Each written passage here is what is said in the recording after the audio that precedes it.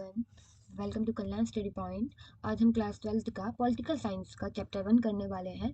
और इससे पहले हमने हिस्ट्री के सभी चैप्टरों के एमसीक्यू की वीडियो कंप्लीट कर चुके हैं। अगर आपने नहीं देखी है तो उसकी प्लेलिस्ट आपको इस वीडियो के नीचे डिस्क्रिप्शन में मिल जाएगी।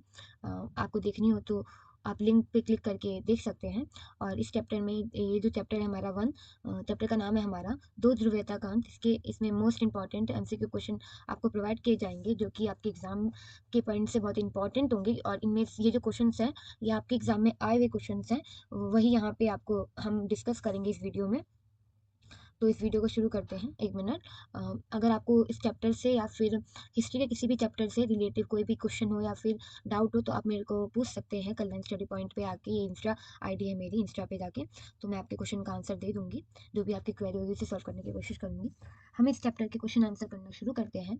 हमारे जो फर्स्ट क्वेश्चन है वो है शीत युद्ध का अंत अंत जो हुआ था, अंत का क्या प्रभाव था जो क्या था। तो दोनों महाशक्ति जो सोवियत संघ और अमेरिका थी, दोनों महाशक्तियां शक्तिशाली हो गई थी और क्षेत्रीय संघर्ष बढ़ा था। या फिर अमेरिका की आर्थिक स्थिति खराब हो गई थी या फिर सोवियत संघ की रीतिक प्रभाव पड़ा था, सामरिक प्रभाव पड़ा था। तो करेक्ट आंसर हमारा बी ऑप्शन है, क्षेत्रीय संघर्ष बढ़ा था। अगला प्रश्न है हमारा, सोवियत संघ के कमजोर होने के बाद कौन सी विश्व स्तर पर एक ध्रुवीय बनी थी।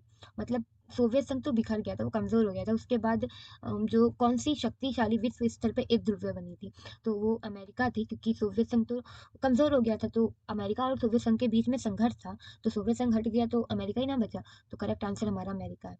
अगला प्रश्न है हमारा, ग्लास नौसत का अर्थ क्या है। तो मुक्त व्यापार, खुलापन या फिर पारदर्शिता, समाजवाद और विस्तार। और अगला ऑप्शन है मुक्त चुनाव। तो करेक्ट आंसर हमारा खुलेपन और पारदर्शिता है। अगला प्रश्न है हमारा, सोवियत संघ के बिखरने के बाद कितने स्वतंत्र देश बने थे। तो इन क्वेश्चन नंबर पे ध्यान ना देना। तो हमारे जो देश बने थे वो 15 या 12, 10, 20। तो करेक्ट आंसर कितने, मतलब कितना देश बना था हमें ये बताना है। तो 15 देश बने थे सोवियत संघ के टूटने के बाद। भारत, अगला प्रश्न हमारा, भारत निर्लक्ष्य आंदोलन नाम के नेतृत्व में किसे दिया था। तो जवाहरलाल नेहरू को, इंदिरा गांधी को, राजीव गांधी को या फिर महात्मा गांधी को। तो करेक्ट आंसर हमारा जवाहरलाल नेहरू है।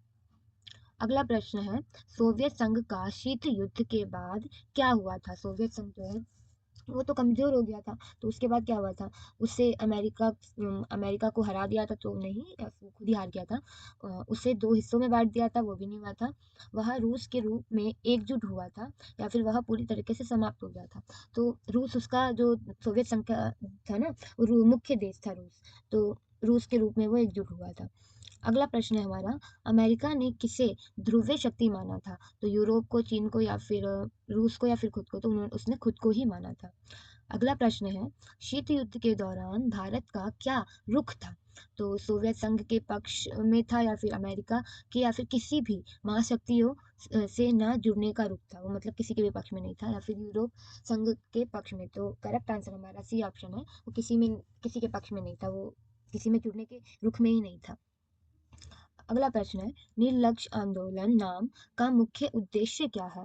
तो ये अमेरिका और सोवियत संघ के बीच युद्ध में हस्तक्षेप करना या फिर वैश्विक शांति और सुरक्षा को सुनिश्चित करना, एक पक्षीय बल से बचने और तटस्थ स्थान रहना और वैश्विक सैन्य संगठन बनाना। तो करेक्ट आंसर हमारा सी है, सी ऑप्शन इज करेक्ट है। ठीक है, एक पक्षीय बलों से बचना और तटस्थ स्थान रहना।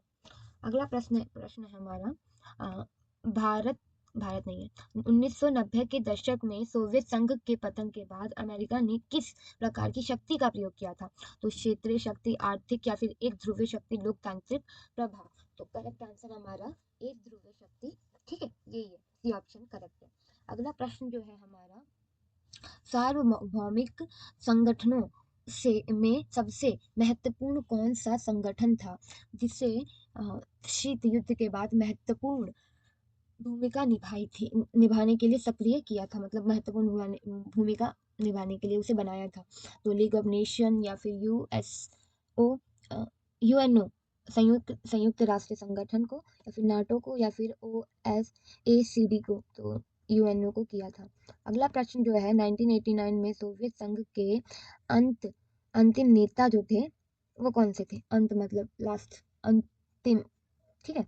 तो बैरिस, निकिता खुश्रेव, मिखाइल या फिर जेसेफ। तो करेक्ट आंसर हमारा Mikhail Gorbachev is correct answer.